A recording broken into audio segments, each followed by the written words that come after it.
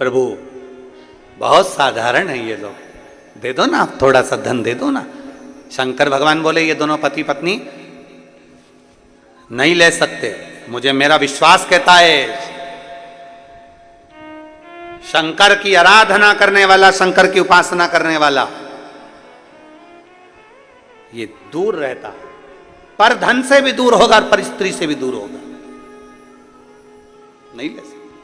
पार्वती जी बोली मेरे को दो धन में क्या दो। पार्वती जी ने एक लाल कपड़े में थोड़ा सा आभूषण, माणिक मोती, सोना चांदी, हीरा पन्ना बांधा और रास्ते में डाल दिया।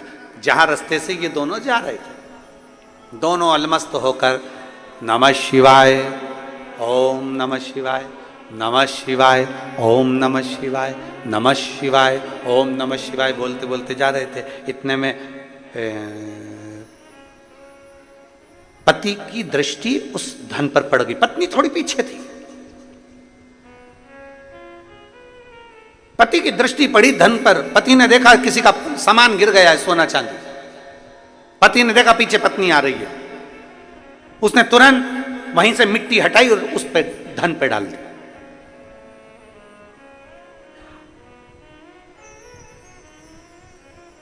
पत्नी ने पूछा आते से ही, क्या कर रहे हो? पति को लगा स्त्री का स्वभाव होता है थोड़ा सा, कहीं धन देखकर इसके मन में, लोगों के पर्दे देखकर मन में आ जाता है कि अगली दिवाली पे इसमें की पर्दे लाऊंगी। मिठाई खाते खाते मन में आ जाता है कि अगली बार हरियाली आन दे तो मैं ऐसा ही मीठा भात बनाऊंगी।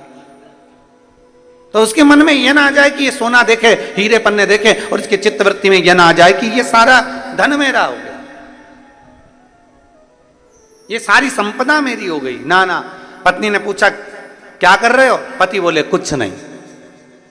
स्त्री ने कहा मुझे मालूम है तुम क्या कर रहे हो। पत्नी बोली मुझे मालूम है तुम क्या कर रहे हो। पति ने पूछा क्या कर रहा हूं? पत्नी बोली मिट्टी को मिट्टी में दबा रहा हूं। पति की आंख में से आंसू बह गए।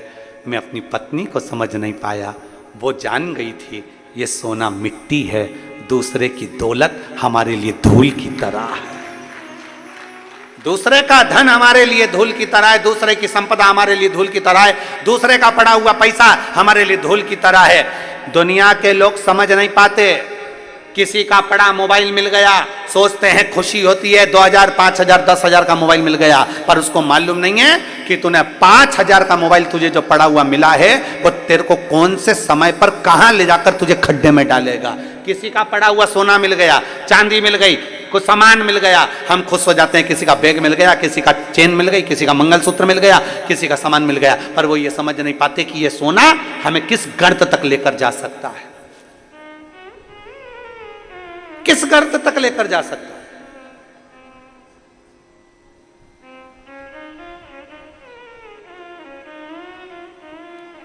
एक शनि की कथा आप लोगों ने सुनी होगी। शनि की धर्म पत्नी ने शनि से पूछ लिया था कि तुम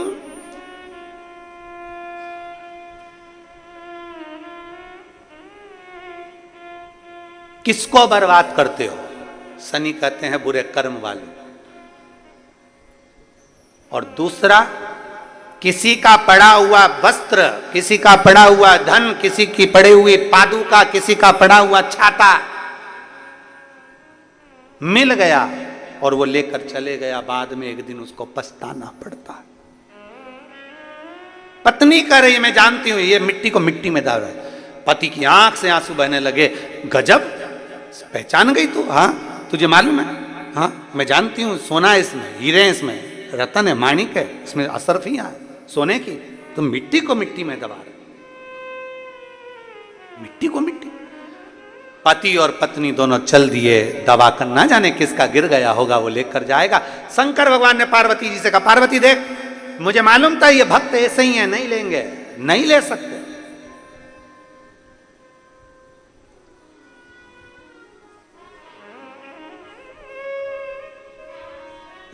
दो व्यक्ति होते हैं, एक का सामान चोरी चले गया और दूसरा होता है जिसने चोरी कर लिया।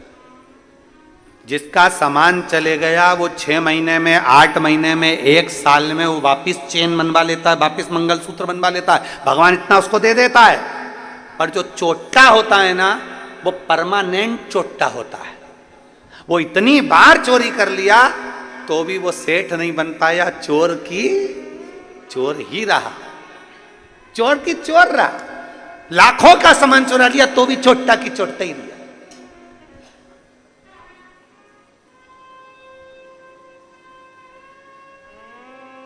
इसलिए मत बुरे कर्म कर बंदे, वरना पछताएगा। भगवान की आंखों से तू बच नहीं पाएगा, तू बच नहीं पाएगा। अरे ओ अज्ञानी मत करना।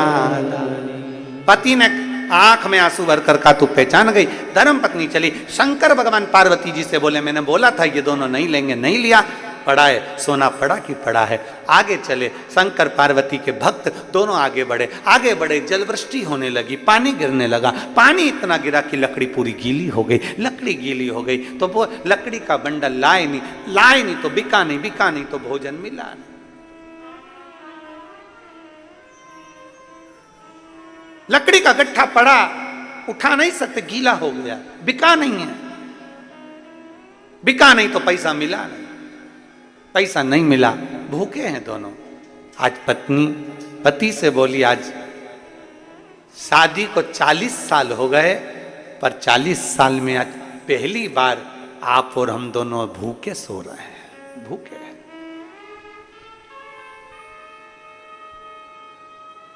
शादी के 40 साल हो गए, पर 40 साल में आज पहली बार आप और हम दोनों भूखे सो रहे हैं, दोनों भूखे सो रहे हैं।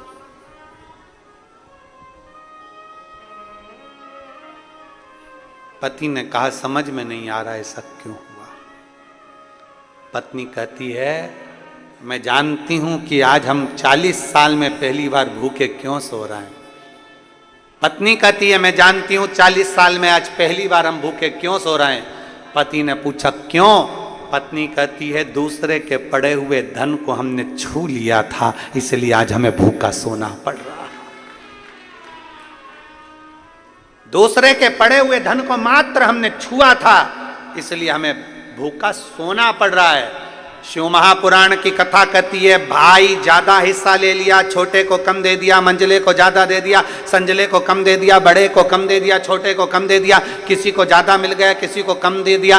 किसी सास ने अपना जेवर एक बहू को ज्यादा दे दिया, एक बहू को कम दे दिया। कभी ससुर ने अपनी प्रॉपर्टी किसी को ज्यादा दे दी, किसी को कम दे दी।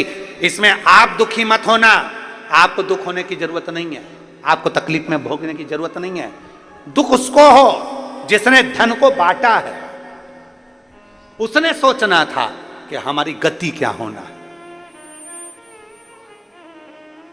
उसको सोचना था हमारी गति क्या है।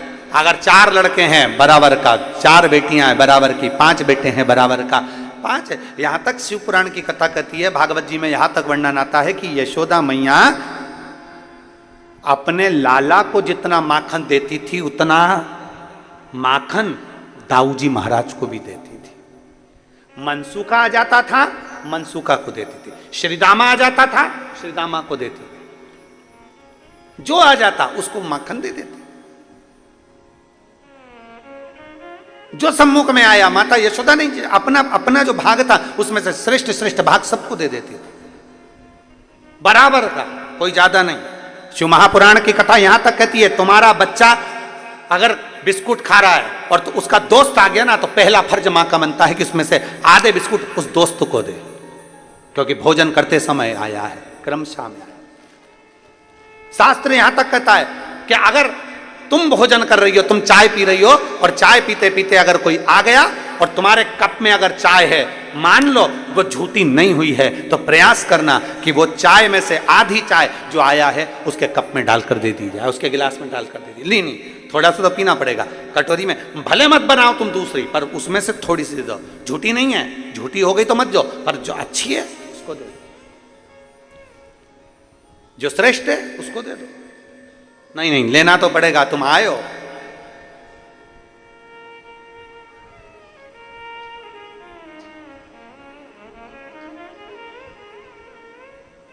भोजन करते समय थाली में बाल आ जाए, भोजन करते समय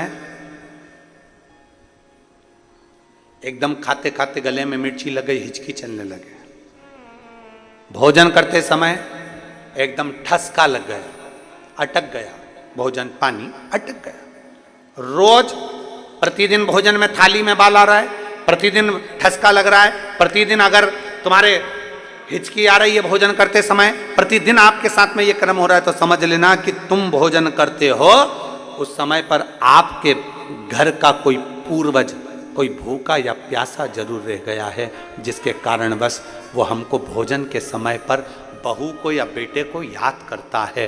तो फिर करना क्या है, फिर क्या कर सकते?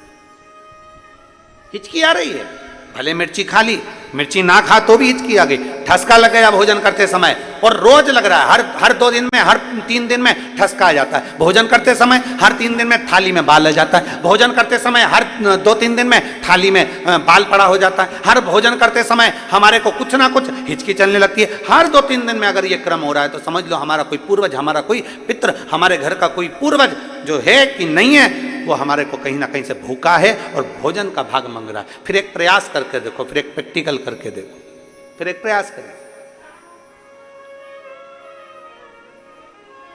चावल की छोटी सी एक कटोरी, उस कटोरी में धान भर लीजिए चावल, उसमें एक लौंग और एक बेलपत्र, बस ये रख लीजिए। जो हंडा होता है घर में, पानी का मटका होता है, पितरों का जो स्थान होता है जहाँ पानी पीते हैं अपन, मटका, हंडा, टंकी, बाल्टी, जो भी हो। आजकल तो लोग आरओ लगा लिए हैं, तो नीचे भी तुम मटका रखते होगे, हंडा रखते होगे, टंकी रखते होगे, उसी के पास में वो कटोरी रख दीजिए। 14 की रात्रि, अमावस्या के दिन उस कटोरी का चावल, बेलपत्र, ये सब शिव मंदिर के अंदर आप कोई भी एक स्थान पर, कोई दोने के अंदर रखकर या कागज के अंदर रखकर, शिव स्थान पर, शंकर के मंदिर में शिवलिंग को केवल स्पर्श कर कर जमीन पर ही उसको एक कागज में या दोने में, उसको जहाँ जलाधारी होती है वो जलाधारी के पास में गणेश वाले स्थान पर, गणेश वाली जगह पर उसको रख दें। गणेश वाली जगह, फिर समझिएगा, ये शिवलिंग, जलाधारी, ये जलाधारी का चरण जहाँ से पानी बहता है, सीधा हाथ सीधी तरफ पर गणेश जी का स्थान होता है, लेफ्ट में कार्तिकेय का स्थान होता है, बीच में अशोक सुंदरी का स्थान होता है। शंकर का शिवलिंग, शिवलिंग के ऊपर जो जलाधारी लगी होती है, उस जलाधारी में से एक एक बूंद जो पानी नीचे गिरता है, ये शंकर भगवान की 5 लड़कियों का स्थान होता है, जया, विषहरा, शामली बारी, दौतली, देव। शंकर जी की 6ठे नंबर की लड़की का स्थान बीच में होता है, जिसका नाम है अशोक सुंदरी। ऐसा स्थान, और ये पार्वती जी का हस्तकमल हो गया, शंकर का स्थान हो गया। तो जब हम वो अन्न रखते हैं, जब हम चावल और एक बेलपत्र और एक लौंग जो रखते हैं, वो हम गणेश जी वाले स्थान के साइड में रखते हैं, नीचे की ओर रखते हैं उसके स्थान। कई लोग एक प्रश्न करते हैं, गुरुजी आज सावन की शिवरात्रि, हम रात्रि को पूजन करेंगे 7 बजे शाम को ऑनलाइन, तो हम मट्टी के शंकर जी बना रहे हैं, तो क्या हम नंदी बनाएं? हम शंकर जी बना रहे हैं तो क्या हम गणेश जी बनाएं? नहीं, केवल शंकर भगवान का शिवलिंग बनाइए, बड़े प्रेम से जलाधारी बनाइए। हमने पहले भी कहा कि इसमें सारे